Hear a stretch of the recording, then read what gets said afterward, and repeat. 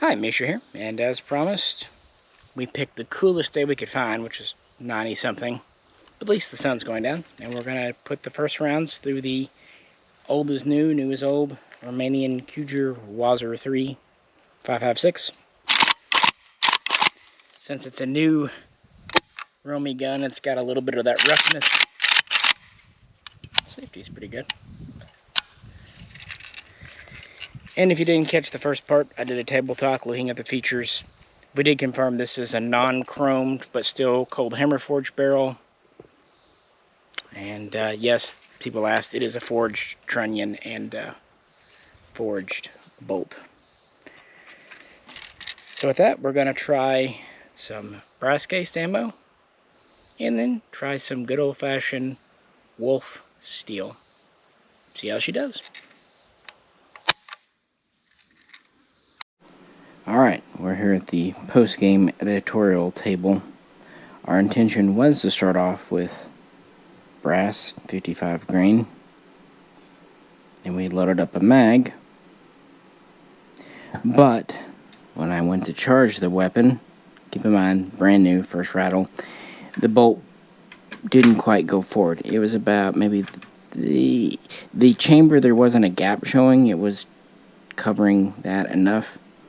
But yeah, and I'm not a big fan of forcing bolts forward.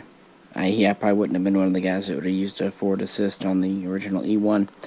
But since the brass was being difficult, at least in the beginning, we thought we would try breaking it in with good old traditional comm block ammo. Alright, very first shots. We're going to start with steel case.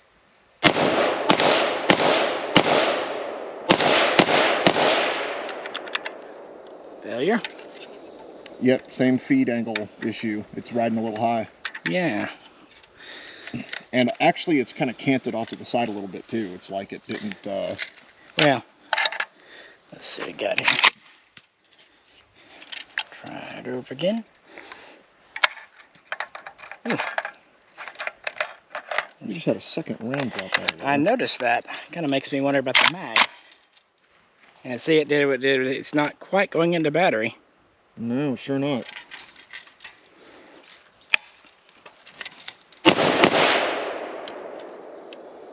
Do it again. Hold your position there. Mm-hmm.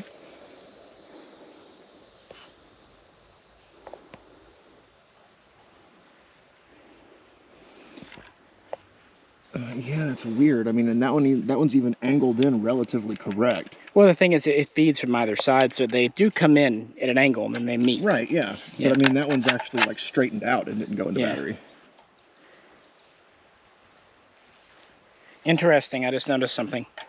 Look at the back of that projectile. Something's dragging on it. Oh, sure enough. From the carrier. Yeah. Maybe the mag is actually seated a little too high. Or the carrier is something. Alright, we're going to investigate and we'll be right back. So it did go fully into battery with the steel case, but we had problems. Here's one cartridge that I salvaged to kind of show that rim again. Definitely a little bit of scraping going on, a little bit of a burr. That was not there before it went through the gun.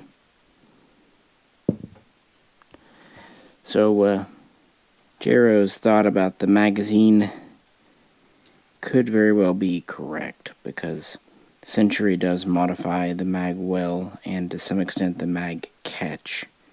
And we have seen height issues before with guns like the Arsenal SLR 106. Of course, one has to suspect the mag itself, especially when that second round popped out.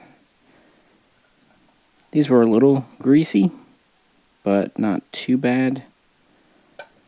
Could just be sticky follower. They're not the smoothest.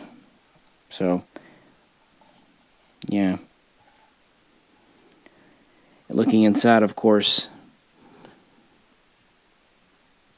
there's a little bit of a rough edge on the bolt.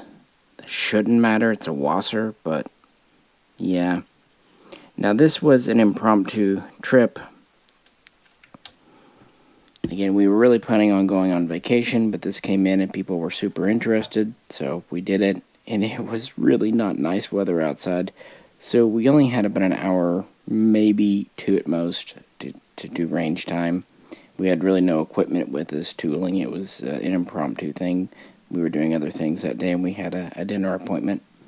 So it's going to be limited what we can do in the different ammo we could bring, and of course these only come with one mag per gun. But we're going to do our best. And let's first try running the rest of the mag of steel case through it. Alright, let's try it again. Well, just got through that mag. So it finished off the mag of Wolf. Okay. Could be a break-in thing. We're not entirely sure. But now that it has had a few rounds put through it, it is time to try our brass ammo again, because a 223 5.56 AK, given the current situation, if it cannot run brass and steel both, is of very limited to no utility. Hey, just a little reminder here before we go too deep in. If you could, definitely like, share, subscribe. Also, please do comment or ask questions, which is a comment. And if you'd like to help support us, check out Patreon. We actually ended up getting a WASR-3 thanks to Patreon support and request. So this is kind of fulfilling a Patreon request. And with that, let's get into the initial range review.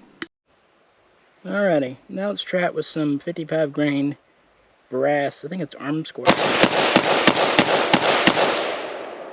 it again. There it is. Yep.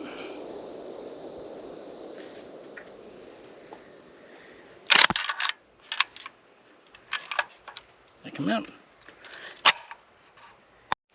So yeah, that happened. Got stuck under the, and sort of behind the ejector. Well, obviously get it out, but yeah, I don't know if it thinks it's an MP5, but... Well, let me see it from the bottom again. You can get a really good look at it. Yeah. Yep, so it's not a exactly ammo thing. That's steel and brass. And actually ended up with, I did bring two mags. I had two guns in the store, so one from each gun. So we've kind of ruled out it being exactly a mag thing or ammo thing. And yeah, it's hot out here, so well, that we can do, guys, but yeah. So yeah, it's still having trouble with the brass, even though it was shooting it. And yeah, I did actually bring out two mags. It was a very last minute decision. Not because I got an extra, but because I actually have two of these in the store, WASR-3s. So I took the mag out of the second one, and I'm actually glad I did, because that allowed us to kind of, if not fully eliminate the mag being an issue, or the fitment of the mag and the gun being an issue, it helps. And here's our brass case. I found one extra cartridge. Notice there's a bit of a scratch here on it from something. Not entirely sure what that's from. And for good measure, here's a box of each ammo we brought out. With limited space in the rig, I just grabbed these two different types, multiple boxes of each, of course. But I really, frankly, thought steel, brass, that would be fine as a quick test. The arms core is new ammo to us. The Wolf, we know. So, having two types of ammo, two mags, we can kind of softly rule out the ammo, or the mags, is the primary culprit. Although you can have all kinds of weirdnesses like tolerance stacking. What we can do, even though we don't have a lot of tools, I can try a few ad hoc AK testing techniques I've picked up over the years, including this fun one. I'm going to do an old AK troubleshooting technique, shooting it bikini style. Nope, so it's not the top cover. We had that problem years ago with a WBP where the top cover was crimped in a bit and it was dragging the bolt, so I thought I would try it. Alrighty guys, we'll move on. So we were taking the mag out and discovered this. Yeah, it's totally recessed in. Normally I would say it's a bad crimp on the projectile, and it could be. Again, this is new ammo, but given the problems this gun's been having, it's hard to blame the ammo when it was doing similar stuff with Wolf. It definitely seems clear that it is not preferring this brass case, and since it is new ammo to us, we'll withhold final judgment. But we're going to take a break to shoot something else that hopefully works, and then we'll try this again before we leave with some more steel. So yeah, bikini style didn't fix it, unfortunately, because if it's a top cover, and this one does kind of fit tight in the back, I noticed, and having it off, I do think makes the bolt a little smoother. I'm not sure though, could just be perception. I'll do my best here. I wish Jerry were still here to help, but this is, like I said, a Monday after actions report. It's not the smoothest AK, but it's not hanging up on the trigger group. Of course, that's without the top cover on. And here it is with the cover on. It does have a little bit of back here, but even if I ease it forward, it doesn't stay. See, it doesn't hang up on anything. I can't get it to hang up on the trigger group. And let's try it with the magazine in, just to be sure. Okay. That was just charging the hammer, guys, at a weird angle. See, now that the hammer's charged, it's fine. But yeah, it's not hanging up anymore on the magazine itself. Still doesn't mean it's not coming in a little bit high or something, but it's not so high that the bolt or bolt carrier is impacting the feed lips directly.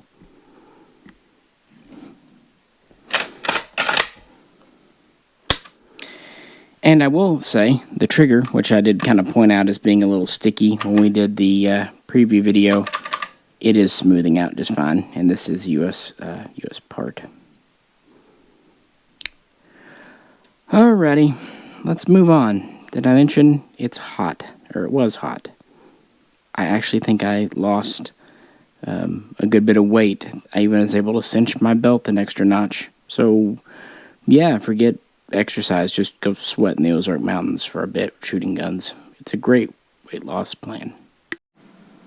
Yeah, we really needed to shoot something that worked there for a minute. Here's that round. I definitely saved it.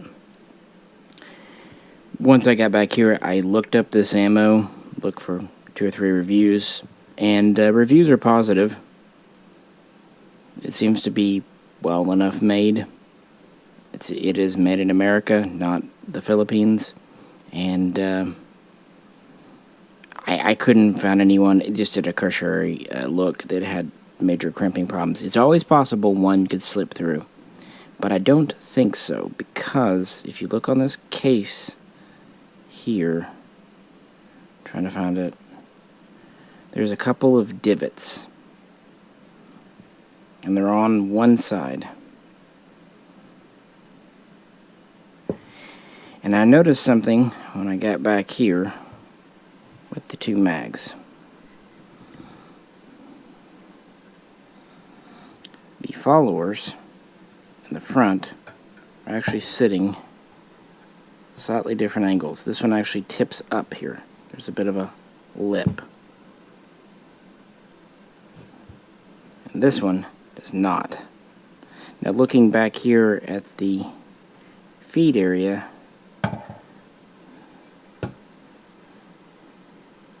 you can see this follower itself is just tilting up. This is more angled. So I have a feeling that has something to do with a lot of this stuff. This follower just is kind of tilted on this one versus this one. On the other hand, with this lip here, and this does seem to be the correct follower, it does have a drag area. It is pretty rough here. So I have to wonder if this was not feeding forward and then hit and got mushed between either, well, I think the casing hung up on the mag, and then the projectile was pushed forward into the base of the trunnion with the bolt group, and I think that's what happened. I will say it only happened once with the ammo, so be it ammo or gun/mag related, it does seem to have mostly been a fluke, but it was disturbing enough,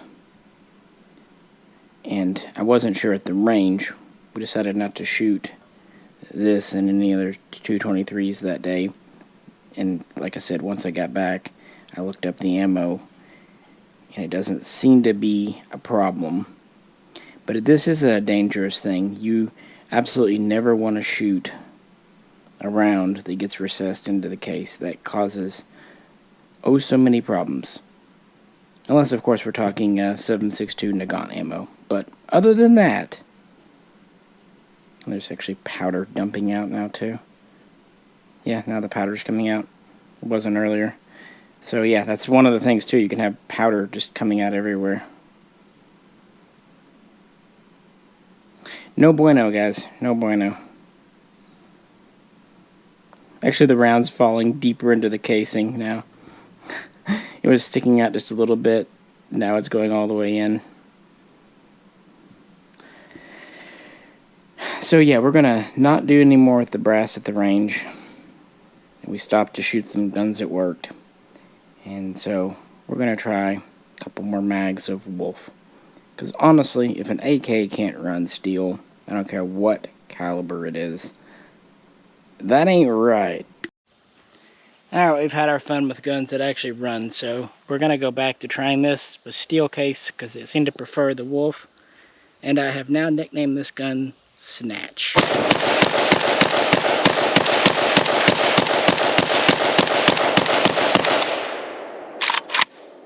Okay. All it needed was a derogatory nickname. Alright, so we had our first truly successful run. I did my best to isolate the mag it preferred. Unfortunately, I didn't mark them. It was just I had to do one back in the truck when we were there. So anyway, Snatch is a long-standing joke that goes back to our college and frat days. So just live with us. Did I mention it was hot? I think we were starting to suffer from it at this point. But this was encouraging.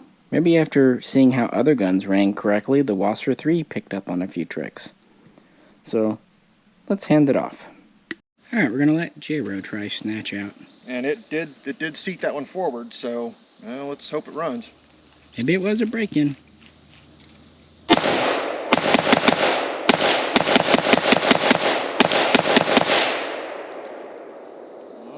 Nope, we got a malfunction.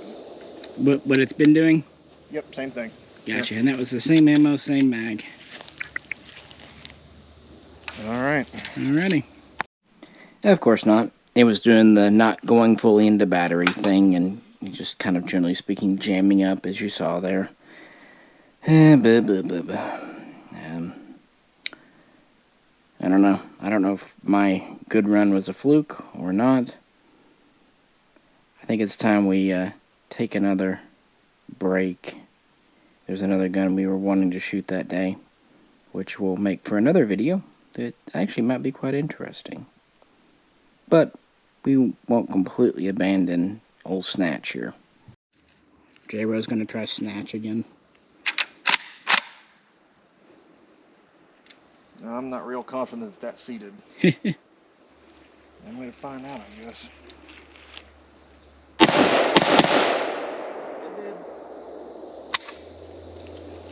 Well, Believe it or not, even without the charging handle all the way forward, it still ran that first round. yeah, that's what happens when you don't have the out-of-battery safety in it. Well, J-Ro was a bit brave there, firing it with it not quite fully in battery. Now, as I mentioned, this does not have the out-of-battery safety because the ATF has deemed that part the auto-sear, which would go on the third pin. On a military gun, depending on just how far out of battery it is, it won't let the hammer go forward. That's its whole purpose. Most guns have these, most semi-autos, the FAL does, the M1 Grand, the SKS, yada yada, but they made them remove it. Now typically it's not a big deal for the AK because of the robust locking system. And of course a lot of people who use rapid fire devices like the old bump stocks or the binary triggers, chances are you're firing it before the bolt carrier is fully home and the bolt is fully locked, because obviously the bolt rides forward, but the last part of the carrier travel is actually the bolt rotating into battery. So it's just, is it rotated into battery far enough to fully engage both lugs? Anyway, he was just finishing off his magazine there, and well, it did run a few rounds anyway. But we are starting to run out of time. We have a dinner appointment we were telling you about, and only so much water in the rig. Alright, let's try it one more time. Well, there it is, one more time. yeah, it's... oh. You were holding it good and tight, I was watching. Yeah, trying to do it fast. So we got one complete mag out.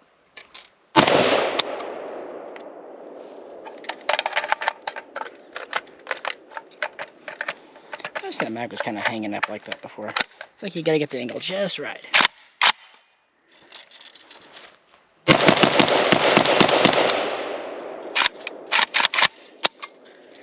Well, one stopper. Honestly, at this point, it is starting to look a little bit like a break-in issue. It is starting to do better. That's probably, what, 150, 160 rounds through it?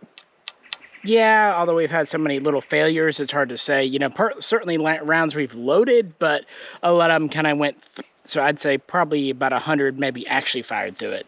Yeah, successfully. It's starting to clean up as it goes, but man, that was a rough ride at first. Yeah, and I'm used to AKs, and I feel like, yeah, that's just sticky. Usually it smooths out. It's just... You know what the problem is? It's the blasphemy of running 223 through an AK. It needs to be Polish. Alrighty. And I stand by the Polish comment too. We've had, of course, good luck out of the Beryl Archer, and we've had good luck out of the WBP in 5.56. Here, take a look. Mag.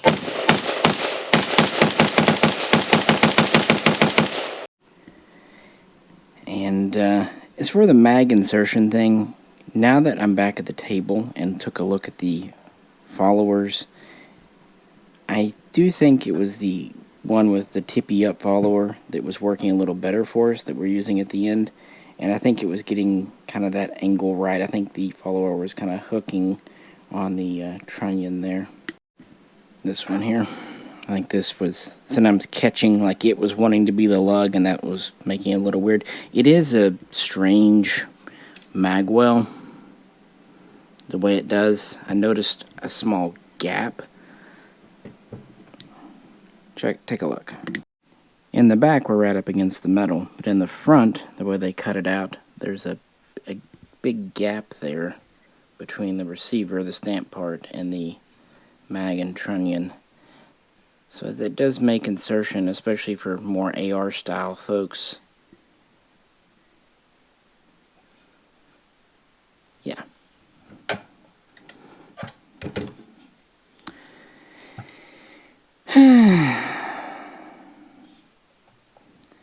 At this point, though, we're out of time, we're hot, we're tired, and it doesn't seem like we're going to get a whole lot more done with what we have. I do think J-Ro, and of course I agreed, right, that it does seem to be a break-in issue, but a very extended one. And since we are at the table, let's pop the top and look inside, see if we find any interesting wear patterns. I actually haven't done this. First, the bolt group. We were kind of debating if this was a US piston or original.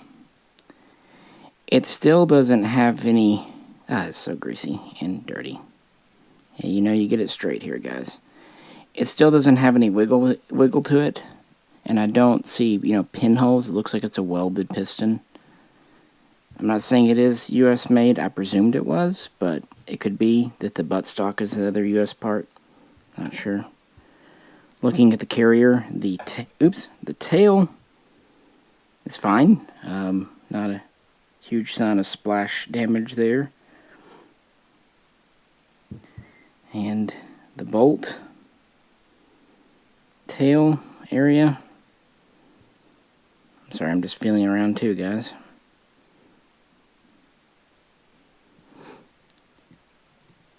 That looks really good. No real bings and bongs there. And looking at the rear of the receiver,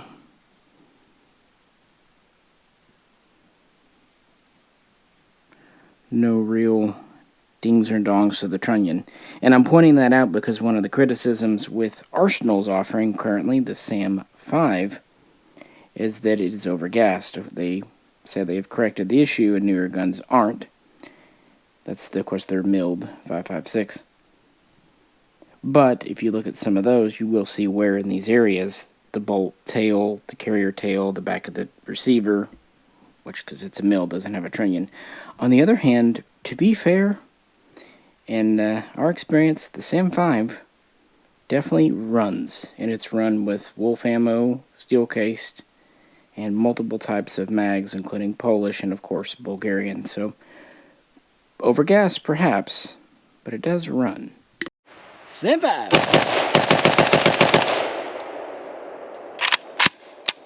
There we go. Yeah! So, I will say in consideration for the SAM-5, there are solutions. You can put in a stronger recoil spring. You can put in a K&S piston. You can simply fire lower pressure ammo, lower power ammo. Most of your steel case 223, 5.56 will be that. And of course you can trust in Arsenal that the newer ones are fixed anyway, and they've said that if you have one of the older ones from 2021 dates, that they will replace it. So take it for what you will. As to what we think might be going wrong with this gun, here are our theories based on only one range day. We pretty much ruled out the top cover with my bikini test. And I will give the gun credit, even with the brass when it did fire, it does not feel overgassed. It does feel quite average in terms of shooting, and that is a good thing. So the recoil spring actually seems to be fine. So it's not that. Looking inside, I have to wonder if this is ever so slightly a tight chamber, or maybe a slightly short chamber. That would explain maybe the failure to go into battery all the way, because I did try forcing it a couple of times, pushing the bolt all the way forward, and it wasn't an easy push, like maybe it was just running out of gas and didn't have quite enough oomph to get it there, which is usually the case then. No, I had to really push it forward. So meaning maybe the far end of the chamber is just got a burr in it, or something else is too tight in general. And that was with both types of ammo, steel and brass. So I think the chamber just might be a little undersized one way or the other. And that could be repaired by just simply shooting it we've done it in the past with other AKs, even different calibers, even one was a Chinese, so it's not unheard of. Out of interest, I put the wolf in. This is how far it wants to go just by hand. Trying to get you a view, guys. So the rim's sticking out just a bit.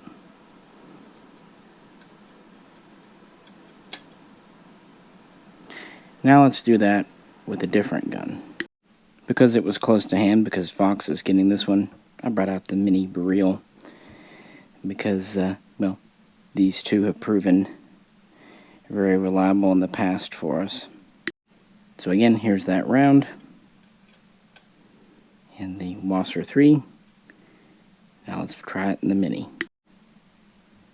And this will be very hard to convey on camera, but I think we have a winner here. It does go ever so slightly deeper into the chamber of the mini. And yes, I realize the top rail is kind of in the way. Apologies, this is just close to hand and kind of ad hoc. It also seems to drop in easier, if that makes sense. Just goes right in and settles in with a firm stop. I cannot push it forward. Yeah, it just, maybe it's my perception, but it seems like it just sticks out just a teensy hair more and just drops in a little rougher on the WASR-3. That's with the steel. Let's try it with a brass cartridge. Alright, there's with one of the arms core brass. There is definitively some case itself past the rim protruding. And it does kind of stick in a bit when I tip it. There's some resistance before it falls out. See? Now it's not, sorry. Well, I apologize, I hit my own light. I can pry it out, it's not stuck. But I just wanted to show you it's kind of held in by friction. And it does stick out a goodly bit. Alright, now let's try this in the mini barrel. Alrighty. And just as before, my perception is it's going in a little deeper and a little smoother. And it also stays in a bit more because they are brass, but it pops out. So that might just be how it interacts with the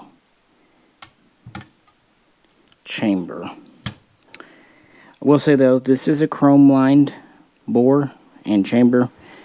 This, as we've learned, and as I pointed out at the beginning, is not chrome lined. Cold hammer forged barrel, but not chromed.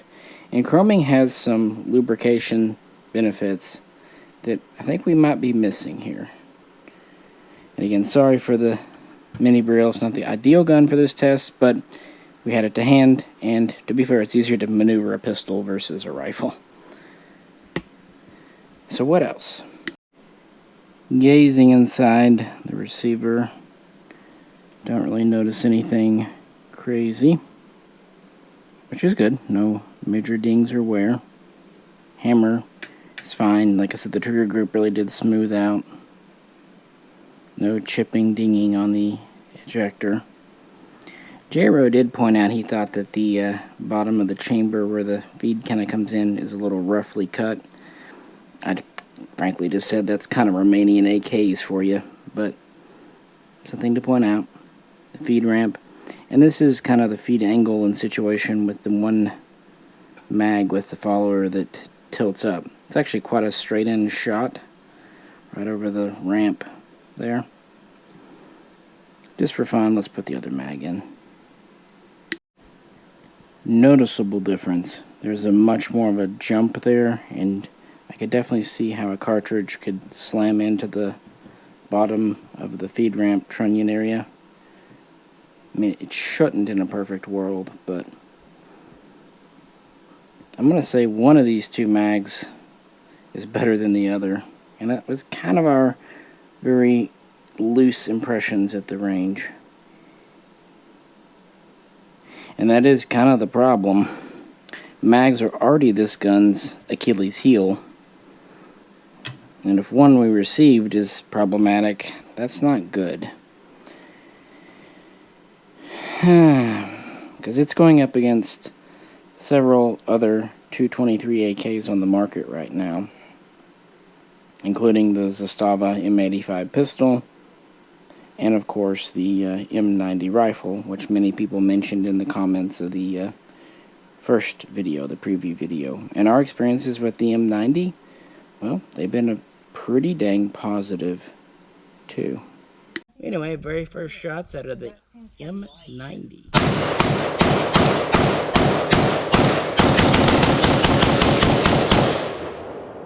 And held up. The Zastava, while it can be a little bit mag picky and kind of does its own thing, Serbia, Zastava USA, they've supported it, giving us both their steel and polymer mags.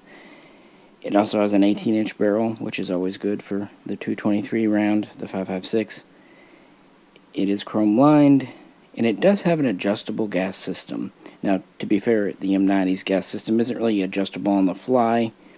You do need to pull the gas tube off to do it correctly, and that can be problematic for some. But yeah, it's another option for about the same price. So yeah, we've looked inside, we've kind of gone over it. It did what it did. This was going to be a very short video if it ran fine, but because it didn't, we have a lot more to talk about.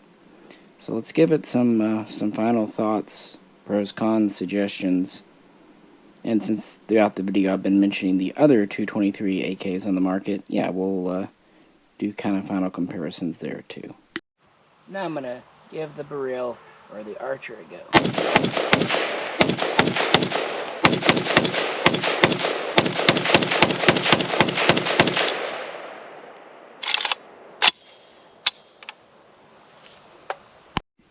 Now, J-Ro's not an AK guy. He doesn't even like rock and lock mags.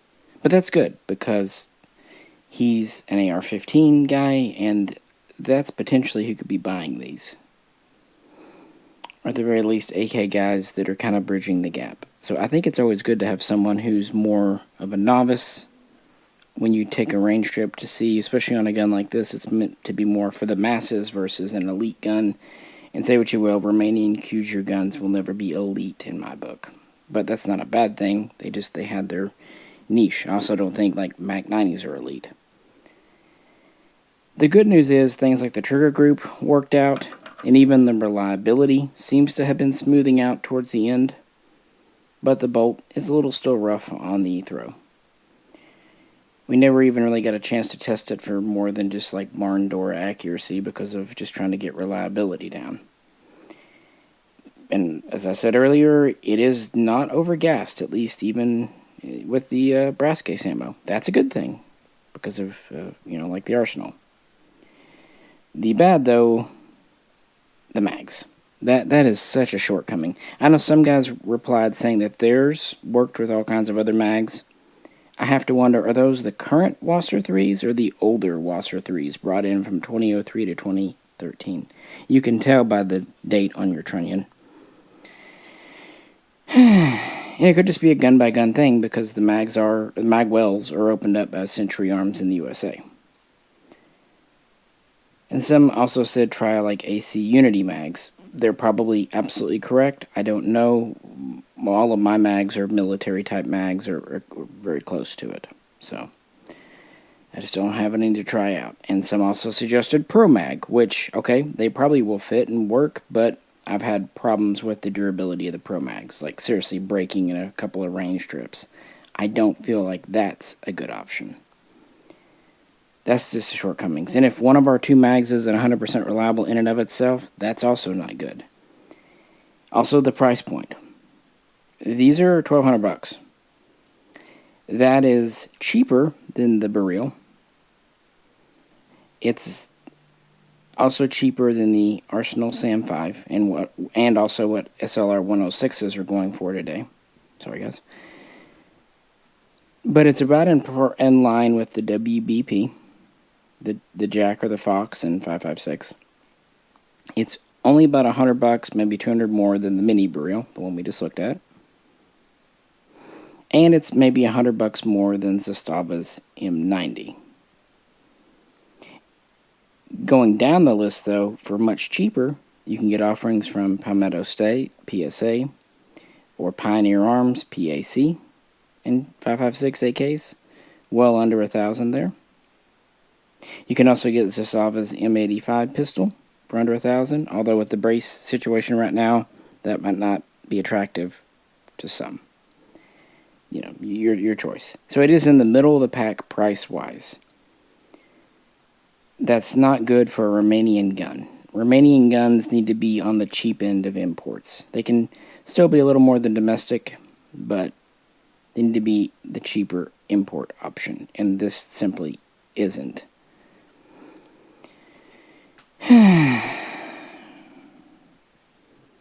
Yeah. And of course there are always Galil Aces and older Galils.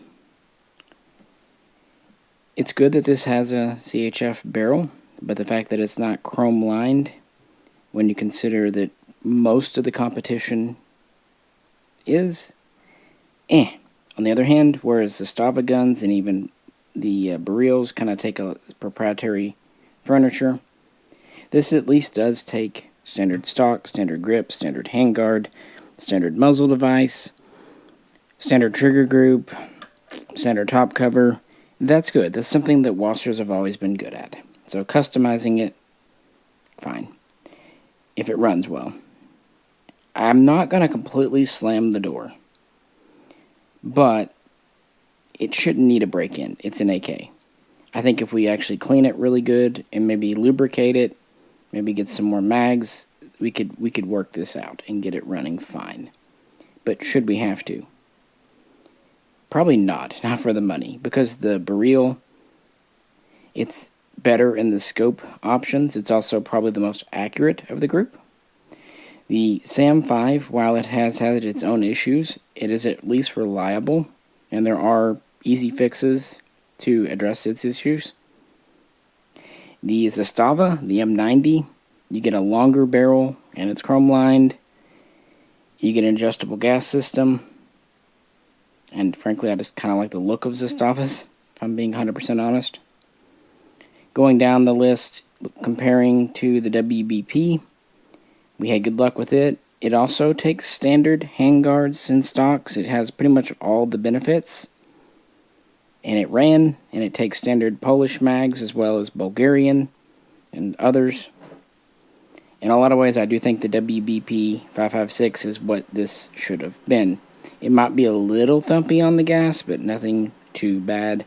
The only ding against the WBP, as far as I can remember off the top of my head, I don't think it has a chrome-lined bore either, but I might be misremembering, but I don't think it does.